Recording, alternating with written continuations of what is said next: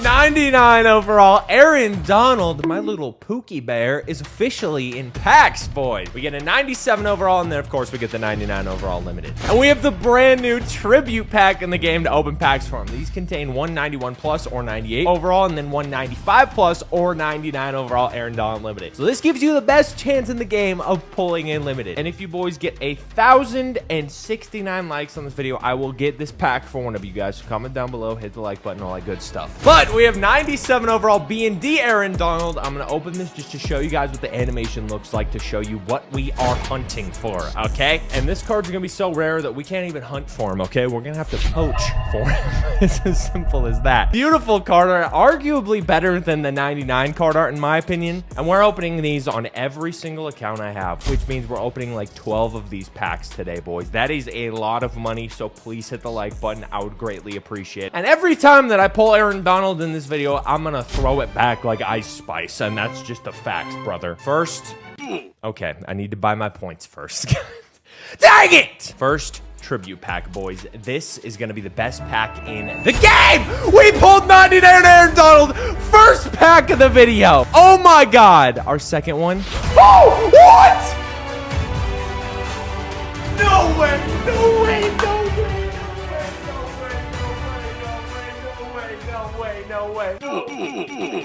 Wait, I told you I'd hit throw it back like Ice Spice, bro. Nobody clipped that, okay? You absolute little weird fiends. 2 Aaron Donald career tribute pulls in one pack, and you get both cards. This is the best pack I've ever had. This is the best pack I have ever had in my entire life. Guys, hit the like button, please. I beg of you. Hit the like button, please. That's all I ask. This needs to be my most watched video ever, because what the hell? Okay, so that was the first one.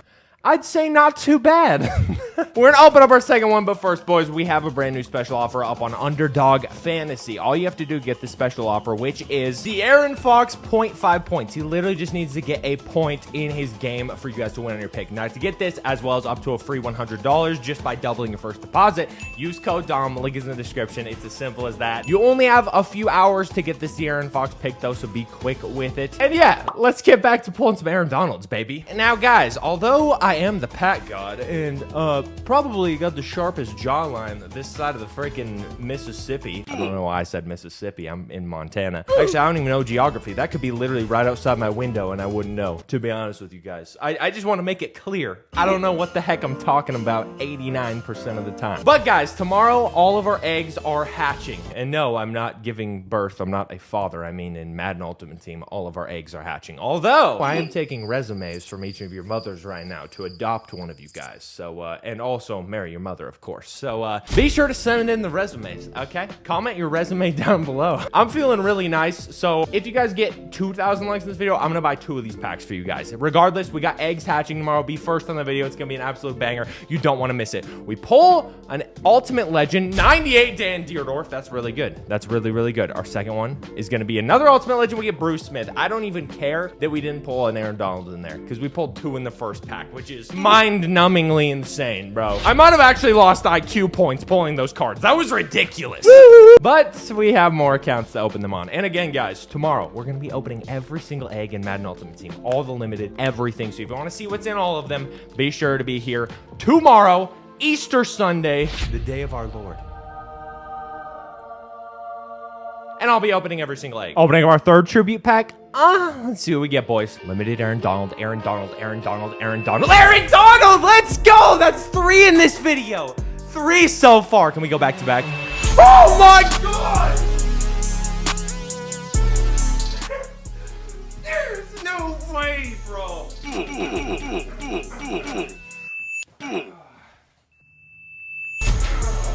2 Aaron Donalds in one pack again, boys. You need to hit the like button. You need to watch this whole video. What did I say? Okay, this has been the best pack opening in Madden 24 history. If anybody wants to contend that, you'll lose. Next one. Okay, full ultimate legend. Not bad. I'll take it. Dion and a Redux Marquise Pouncey. That's fine with me, dude. These are the best packs in Madden history. I'm so out of breath. I'm so fat. I'm so out of shape right now. Why do I go to the gym if I can't throw around a bear and get excited over Madden polls, okay? In true Madden player fashion, I can't walk 5 steps without heaving and throwing up. But still, I freaking spin it, bro. I freaking spin it. If you ain't spinning, you ain't winning, baby.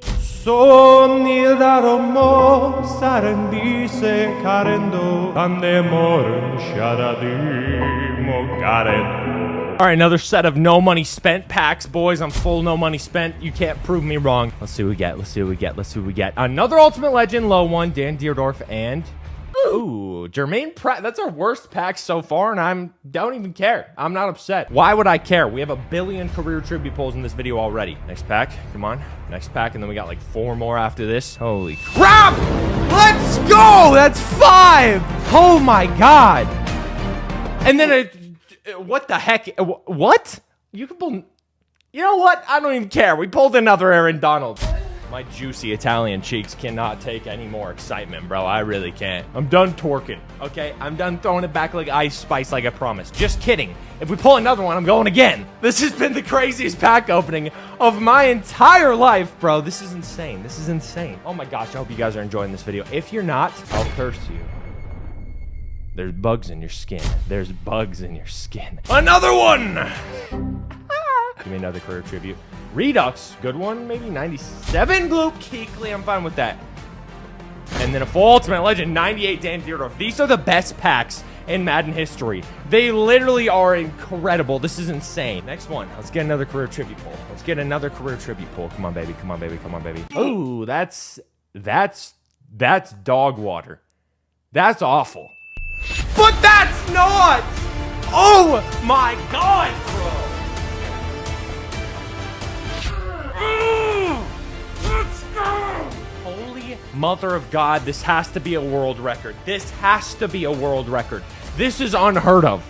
This is insane. What do we have, 6 in this video, bro? Oh my god. I'm gonna pass. I'm actually going to pass out. I'm genuinely about to pass out. This is too much excitement in my life. I grew up in Montana, guys. We have 3 horses, 2 cows, and well, one of them being your mother, and nothing else. We got cornfields. That's about it. I didn't even see technology until I was 108 years old. But we ain't done yet, brother. We ain't done yet. No, sir. No, we are not done yet. Give me more packs. Let's freaking gamble. Let's freaking gamble. I want to gamble. Come on, baby. Come on, baby. Come on, baby. Another. Ooh, Redux. Okay, 97 probably. 95 Megatron. I'm fine with that. And a limited DeMarcus Ware. These are the best packs in Madden history. I don't care what anybody says. These are the greatest packs of all time. Next one. Next one. We're just diving right in. We're just diving right in, baby. Color Rush right here. Fine with that. And, ooh. That was bad. That gave me pretty huge amounts of depression. I won't deny it. I couldn't care less though. We just pulled like 7 career tributes and like 8 total limiteds in this video, including 2 packs where we pulled 2 career tributes each. Insane. This has to be the best pack opening in Madden 24 history. If it's not, I will jump off my balcony. It's as simple as that. If you guys enjoyed this video though, be sure to be here tomorrow for opening every egg, the biggest pack opening for eggs in Madden 24 history, world record season, boys. Let's go. And please hit the like button on this video. I torqued a lot in it, which is pretty shameful, and hopefully my mother doesn't watch this video, okay? I hope yours does though. Okay, I mean, I'm juicier than freaking Welch's, baby. If you guys enjoyed this video, click this one right here. We're the biggest streamers in the world, built my Madden team, like Ninja, Tim the Tapman, all kinds of guys. You will love it, I promise. Click it right now, or else. No, but seriously, go watch it, enjoy it. I love you. Goodbye, champ. And last but not least, all the way at the bottom, this is probably the biggest change that I'm going to make in this video. The way that it's programmed right now is actual match coverages with match set to on are just too easy to glitch out and score against. And I've put out many one-play touchdowns against these type of defenses that you guys can see are probably the glitchiest. For the fastest, cheapest, and most reliable coins in the market with a no-ban guaranteed delivery, check out my coin sponsor, MMOXP.com, and use discount code MONEYSHOT for 5% off your order. Link in the description below.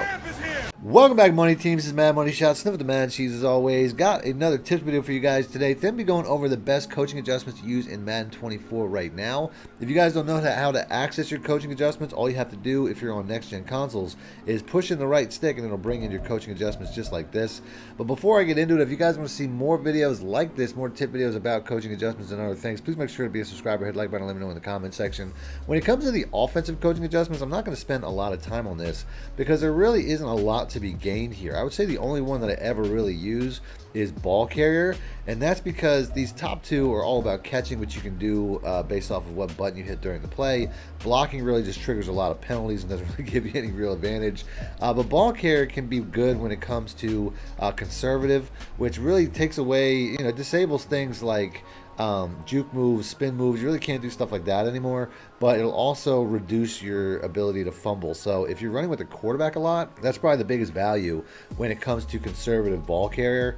Other than that, if it's late in the game, you don't want to fumble, you can put conservative on. If you're playing against an opponent that's really good at strip tackling, which is something that you can do, gang tackling, stuff like that, where they get the ball out more often than not, you go to conservative. There are times where going to ball carrier conservative is helpful, and there's also aggressive, which to me is not. I mean, this is something where maybe you want to do that if you need to make a play. If you're down and you gotta break more tackles to try to come back into a game, you might want to put on aggressive. Now I'm going to spend most of this video on the defensive side of the ball because this is the area where you can get the most advantages, and there's also the most options. On the offensive side is only like 4, where here I think there's about 10.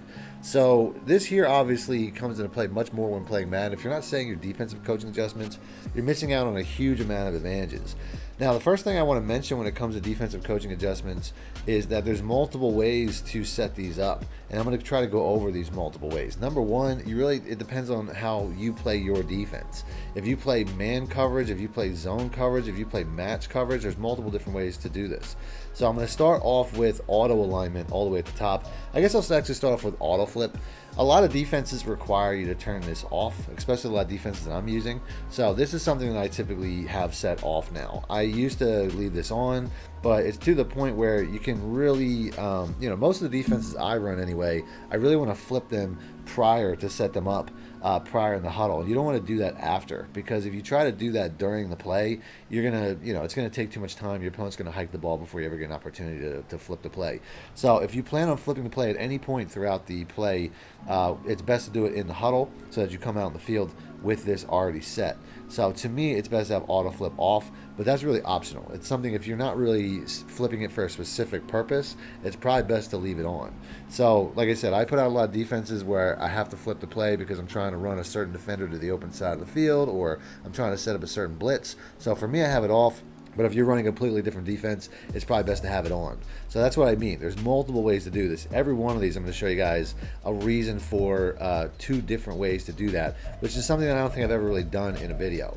Now, the next one is auto alignment. This one here, if you run a lot of man coverages, I think it might be best to leave it to default. If you run a lot of zone coverages, it's probably best to leave it to base so that you can hide those zone coverages pre-snap.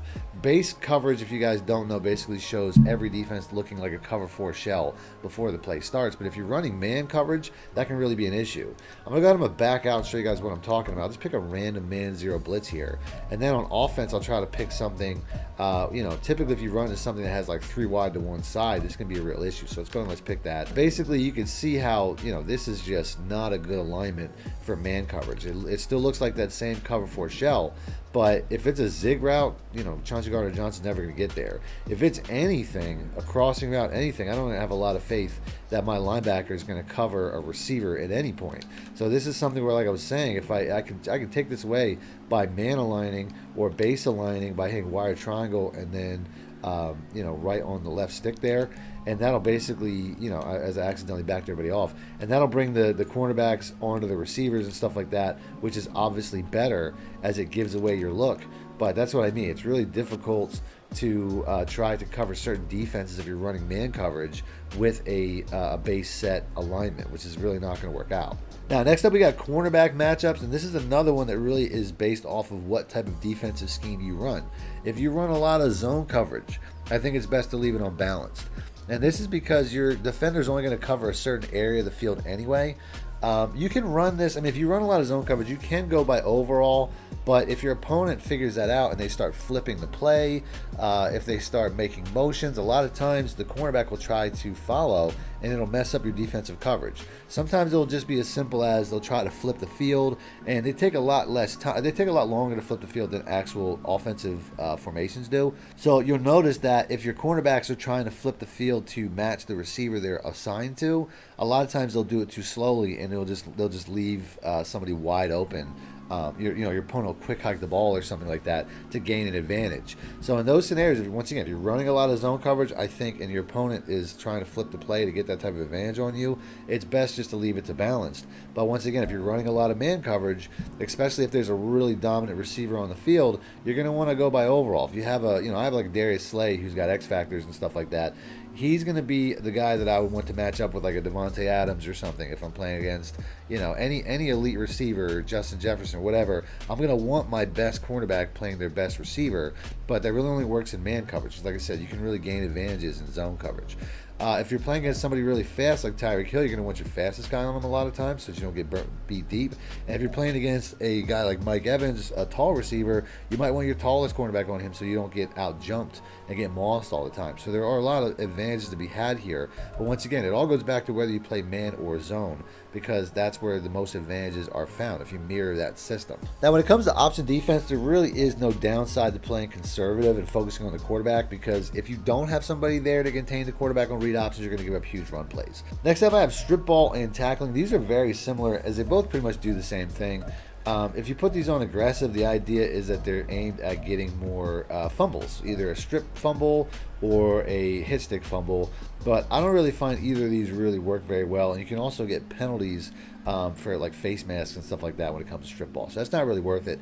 To me, I find it's best now, and I used to put this one on aggressive and strip ball on conservative, but now I put them both on conservative. And the idea being that the best way to force fumbles in this game is a strip tackle, which you can get simply by hitting the RB or the R1 button, especially in like gang tackle scenarios where the running back's already being held up. You can come in with a late defender and just try to punch the ball out by hitting the RB or R1 button.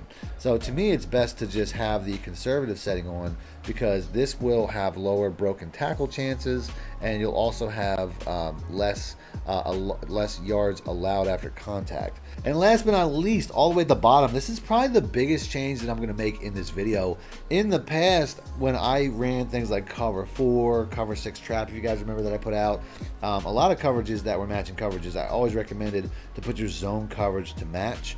But now I find that either people are figuring it out to the point where this is actually a detriment, or it's just not programmed properly in the game, or both. Realistically, I don't use zone coverage match anymore when in conjunction with actual matching coverages. Matching coverages, like if I go to cover 4 quarters or cover 6, these are matching coverages that I find are kind of easy to glitch out if you're playing against an opponent that knows what they're doing. Specifically cover 3 match, which to me, I have to find one of those. That one's probably the most broken, like right here, the overload 3 seam. I was using a cover 3 match for a while, and it was overreacting too much to short routes like zig routes, anything. The outside cornerbacks just reacted too harshly and would just let guys get open wide down the field. So if you're running an actual matching coverage right now, like any of the ones I just showed you, I would say it's best to leave this off, to leave this to default. If you're running a regular zone coverage, like a cover 3 sky or a regular cover 4 drop, I would say it's best to put this to match.